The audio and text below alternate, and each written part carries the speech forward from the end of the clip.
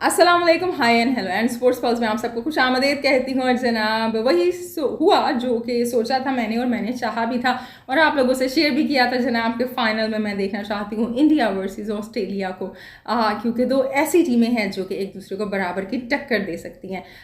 सो जी, Australia ने qualify कर लिया फाइनल के लिए, अपने 8वें फाइनल के लिए। और अब इंडिया वर्सेस ऑस्ट्रेलिया का मुकाबला देखेंगे हम 19 नवंबर को अहमदाबाद के मैदान में, जो कि दुनिया का सबसे बड़ा क्रिकेट स्टेडियम है।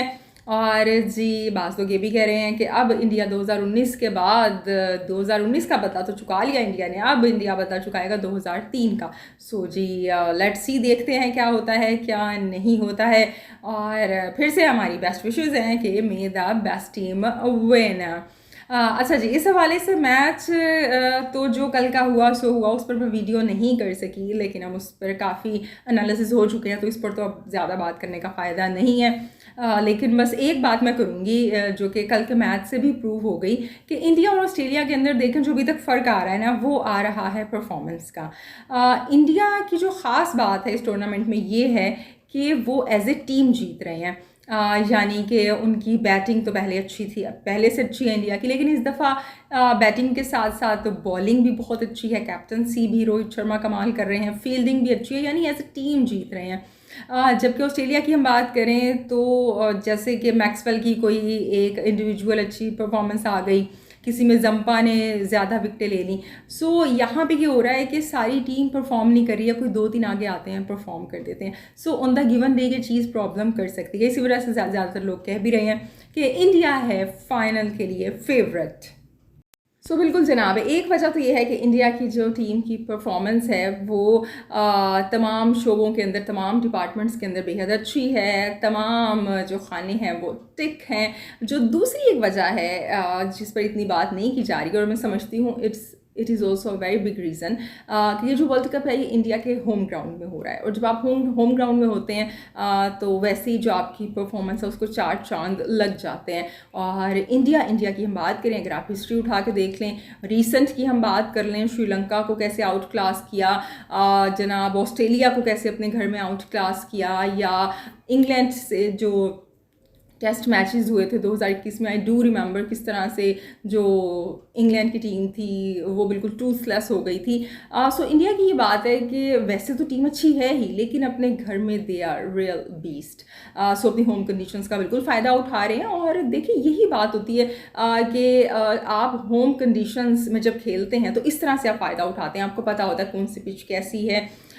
जिस ग्राउंड में अगर दिल्ली में कोहली ने अपनी अर्ली ईयर में क्रिकेट खेली है, या रोहित ने बम्बई में खेली है, सो वो उनके कॉन्फिडेंस में, उनकी परफॉर्मेंस में दिखाई दे रहा है। ऐसा नहीं है कि उन्होंने इस जो सिचुएशन है इसको कोई एक्सप्लॉइट कर लिया, जैसे रमीज़ राजा साहब ने, उन्होंने खुद इस चीज़ को एक्सेप्ट किया था कि ऑस्ट्रेलिया का जब टूर था तो जी उनके बॉलर से डर के आपने फ्लैट पिचेस बना दी थी। सो ऐसा नहीं है, लेकिन क्योंकि होम एडवांटेज भी इंडिया को हासिल है तो ये चीज़ एक मज़ीद एड ऑन हो गई है। और यही दो रीज़न्स हैं कि जिसकी वजह से जो इंडिया है वो इस वक्त इस टूर्नामेंट का फेवरेट है।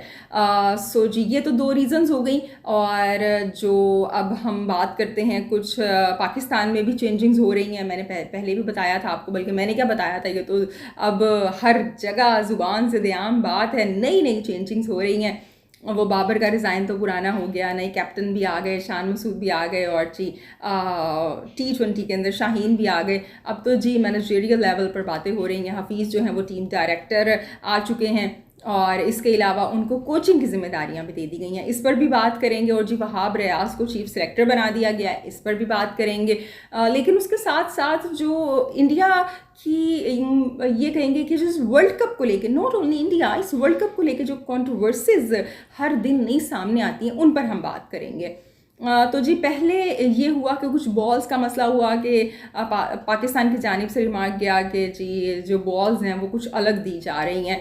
सो इसको हमने कंडेम किया, that was a hilarious comment, और हर किसी ने इस पर हंसे भी लोग और इसका मजाक भी उड़ाया और इसकी मजम्मत भी की। जी, जो दूसरा एक एलिगेशन सामने आया वो आया जी इंग्लैंड मीडिया की जानिब से, कि जिसमें ये कहा गया कि पिचेस के साथ छेड़छाड़ हो रही है। डेली मेल पर वो आर्टिकल मौजूद है, आप पढ़ भी सकते हैं, कि जिसमें कहा गया there is no big three, there is only big one, India is running the world cricket, और इस तरह की बातें की गई। और ये भी कहा गया कि पाकिस्तान इंडिया के मैच में भी किसी और पिच पर मैच होना था, फिर वो दूसरी पिच पर करवा दिया गया। और जो सेमीफाइनल है उसमें भी ऐसा ही हुआ कि फ्रेश पिच के बजाय जो पहले से इस्तेमाल शुदा पिच थी उसे यूज़ कर लिया गया। सो जी इस तरह के एलिगेशन आए और इसका जवाब आईसीसी की जानिब से दिया जा चुका है कि इट्स क्वाइट नॉर्मल थिंग, इसके अंदर ऐसी कोई बात नहीं है। ऑस्ट्रेलिया में जो T20 वर्ल्ड कप हुआ था वो भी यूज्ड पिच के ऊपर हुआ था, तो ऐसी कोई बात नहीं है। सो ये बात तो क्लियर हो गई। अब मेरा पॉइंट ये है कि बाज़ लोग देखें हर चीज़ में ना पाकिस्तान इंडिया को लिंक अप कर देते हैं, कि जो भी किसी ने बात की है, अगर गलत कमेंट है इंडिया की किसी और की जानिब से भी आया है तो सारी पाकिस्तानी मीडिया इंडिया से कर देगा, या किसी और मीडिया की जानिब से आया है सो जो इंडियन मीडिया है वो कहीं ना कहीं उसे पाकिस्तानी मीडिया से लिंक कर देता है। सो जो इसके अंदर पाकिस्तान का कोई लेना देना नहीं है, और जो लोग इस तरह से नफरतें फैला रहे हैं वो बाज आ जाएं। पाकिस्तान ने कोई सेमीफाइनल पर बात नहीं की है, ये माइकल वॉनकर ने कमेंट किया, और जो इनिशिएट किया वो इंग्लैंड के मीडिया ने किया। अब इस पर एनालिसिस होना या बात होना इतने बड़े स्टेटमेंट के ऊपर, दैट इज़ समथिंग एल्स। और जी अब एक जो मैं ताज़ा तरीन एलिगेशन की बात करूं, अब्दुल रज़ाक ने जो कमेंट किया या जो सहवाग ने वहाँ से कमेंट किए उनको मैं डिस्कस नहीं करना चाहती हूँ, क्योंकि बेलो द बेल्ट बातें जहाँ से भी की जाएं वो नहीं की जानी चाहिए। मैंने पहले भी कहा है, चाहे बॉर्डर के उस पार से हों चाहे इस पार से हों, हम इसको कंडेम करते हैं। और जो अब्दुल रज़ाक ने कहा उसको तो भाई पाकिस्तान में उनके ऊपर इतना क्रिटिसाइज़ हुआ है कि उनको 24 घंटे के अंदर अंदर माफ़ी भी मांगनी पड़ी। सो ये बातें तो पहले से ये डिसाइडेड है, आप सबको मेरा पॉइंट ऑफ व्यू पता है। और जी बात कर लेते हैं क्रिकेट के ऊपर। सो जो एक और कमेंट आया, क्योंकि आज जब हम सो के उठे तो हमने कहा कि चले भाई अब ज़रा कुछ मैचअप्स निकालते हैं, कुछ देखते हैं ऑस्ट्रेलिया के और इंडिया के क्या कारकर्दगी रही है, अहमदाबाद की ग्राउंड्स की कुछ हिस्ट्री पढ़ते हैं। तो जी वो तो बाद की बात थी। सबसे पहले जी ऑस्ट्रेलियन मीडिया ने शोर मचाया, और ये एक आर्टिकल आया ऑस्ट्रेलियन मीडिया की जानिब से कि ये जो टॉस है जी, जो टॉस रोहित शर्मा ने सेमीफाइनल में की है, ये उसको कंट्रोवर्शियल बना दिया गया है कि ये जो टॉस है ये रोहित शर्मा ने दूर जाकर फेंकी। अच्छा, ये पाकिस्तान से सिकंदर बख्त ने भी सवाल इस बात की है कि जी वो जो टॉस है उसको दूर फेंका है, और जो दूसरे कैप्टन है वो देख नहीं पाते हैं। और इसी हवाले से उस आर्टिकल में भी लिखा हुआ है, एक न्यूजीलैंड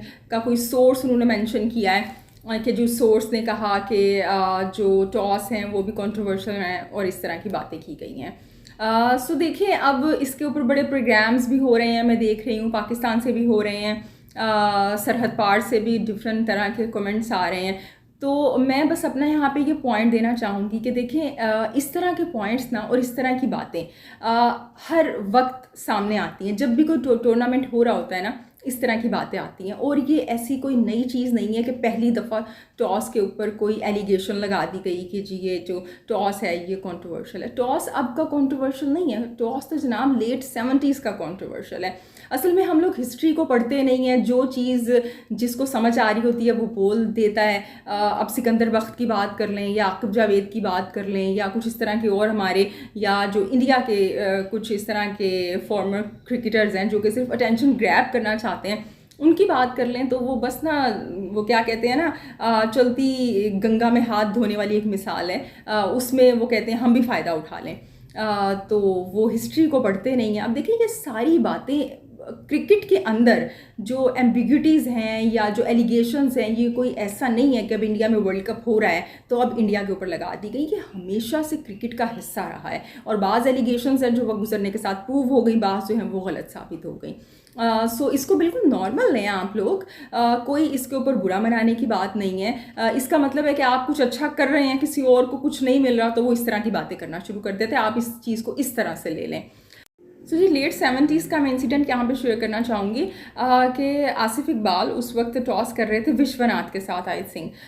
सो तब मैच रेफरी नहीं थे, वो दोनों कैप्टन थे, और उन्होंने एक ने आई थिंक विश्वनाथ ने टॉस जो है वो क्वीन घुमाई और वो दूर जाके गिरी, और उन्होंने कहा कि भाई ये रिजल्ट आया और अब आप ये कर लें बैटिंग या बॉलिंग। सो उस वक्त भी ये काफ़ी कॉन्ट्रोवर्शियल बात हो गई थी कि भाई ये तो चीटिंग हो गई है, और इस तरह से नहीं होना चाहिए था। तो ये देखिए टॉस ना कंट्रोवर्शियल रहा है। अब मुझे ऐसे कि लगता है जब आपकी टेक्नोलॉजी ने इतनी तरक्की कर ली है, वेब कैम्स हैं आपके पास, आपके विकेट्स के अंदर तो पता नहीं कौन कौन से कैमरे वो लगे हुए हैं, DRS की टेक्नोलॉजी आपके पास है, तो भाई आप जब टॉस कर रहे होते हो तो कॉइन, वो जो क्वीन होती है, जो कॉइन होती है, वो भी आप दिखा दिया करो कि हेड आया है, टेल आया है, ताकि इस तरह की बात ही ना हो।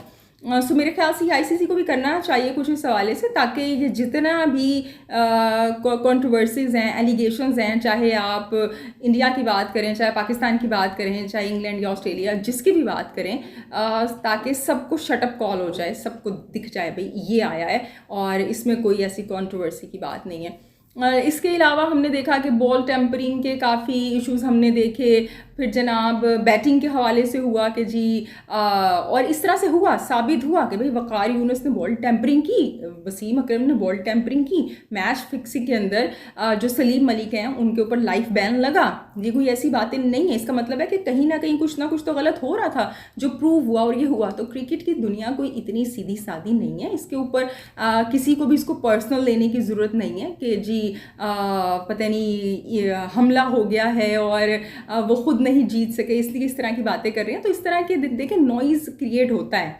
अब बाज़ लोग इस चीज़ को इससे भी कनेक्ट कर रहे हैं। मैं बाज़ अभी प्रोग्राम देख रही थी इंडिया के, सो वो ये बातें कर रहे हैं बाज़ प्रोग्राम्स के अंदर कि शायद पाकिस्तानी टीम जीत नहीं पाई, इस वजह से ये फॉर्मर क्रिकेटर्स बाज़ इस तरह से शोर मचा रहे हैं। तो मैं आपको एक बात बता दूं, चाहे पाकिस्तानी टीम अगर जीत भी रही होती ना, अगर फाइनल में भी होती, तब भी इस तरह की बातें आ रही होती, क्योंकि ये सारे देखिए दुकान चमकाने वाले लोग हैं।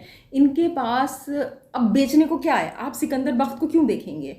आप अगर कहीं कोहली की स्टेटमेंट आ रही है या रोहित शर्मा की स्टेटमेंट आ रही है या बाबर की बात सुनेंगे या सिकंदर बख्त की बात करेंगे? वो इसलिए करेंगे कि जब वो इस तरह की बात कर देंगे, आगे से स्टेटमेंट दे देंगे। अब वो जो हसन करके वो जो पाकिस्तानी एक वो यंगेस्ट पाकिस्तानी बल्कि दुनिया के जो बैटर बने, क्रिकेटर बने इनफैक्ट, उनकी बात करें तो उनको पहले आप लोग जानते थे, उन्होंने इस तरह की स्टेटमेंट दी और हर जगह वो जी उनका नाम गर्दिश करना शुरू हो गया। सो इस चीज़ को समझें, इन चीज़ों को इतना सीरियस लेने की ज़रूरत नहीं है।